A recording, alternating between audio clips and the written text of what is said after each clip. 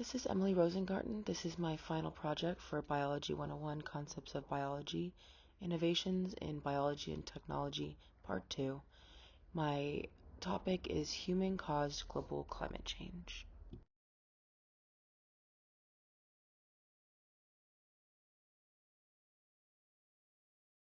What is climate change and global warming? Climate change is long-term change in average weather patterns. Global warming is long-term heating of the Earth's surface, caused mostly by human activities such as burning fossil fuels, like CO2. This traps greenhouse gases in the atmosphere.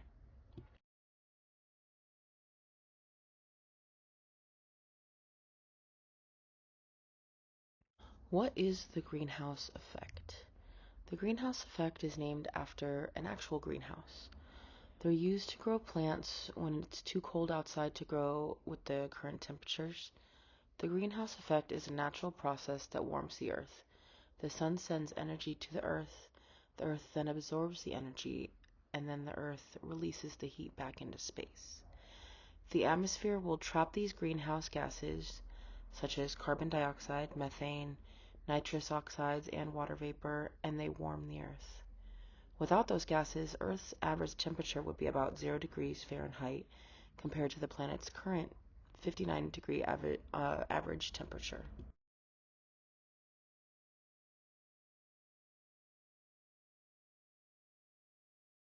Fossil fuels.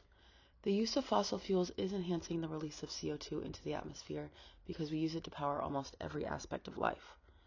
Fossil fuels are created from the remnants of ancient plants and animals who have CO2 trapped in their remains. When these remains are burned, the CO2 is sent into the atmosphere. The amounts we are sending up is more than needed to warm the Earth, and essentially it's causing global warming.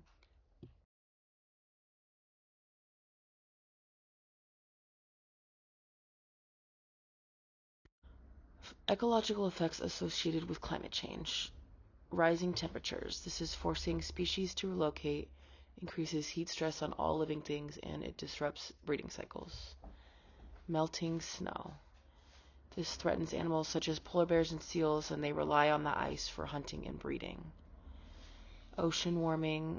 This causes coral bleeding. A really good example would be the Great Barrier Reef. Rising sea levels.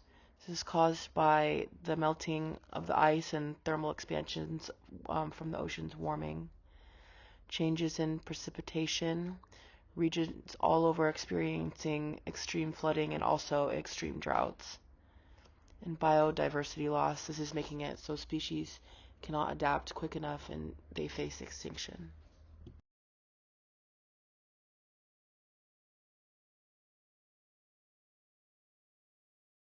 Human health concerns associated with climate change.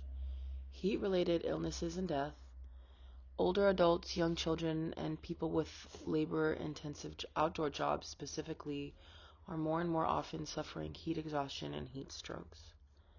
Worsening air quality. There's more smog and more wildfires emitting large amounts of smoke, leading to more respiratory and cardiovascular issues. The spreading of infectious diseases.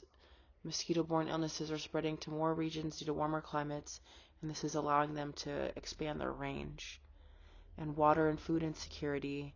Droughts and flood are damaging crops, making it more difficult to be able to afford nutritional food.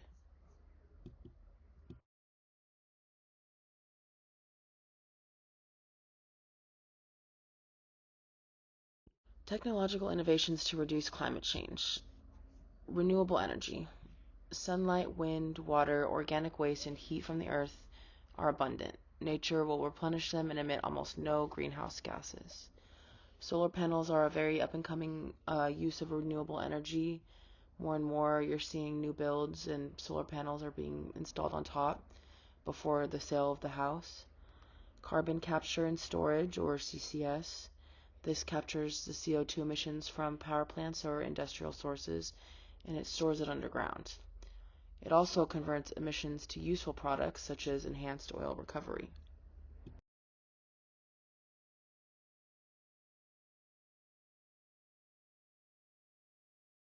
Can global warming be reversed? The unfortunate short answer is no. There are certain aspects that can be slowed, but reverse is not possible for the amount of damage that has already been caused. If net zero emissions are achieved, then it can be halted for the coming decades while the atmosphere expends the energy it already has trapped. Very immediate and drastic measures need to be put in place for this to even be possible.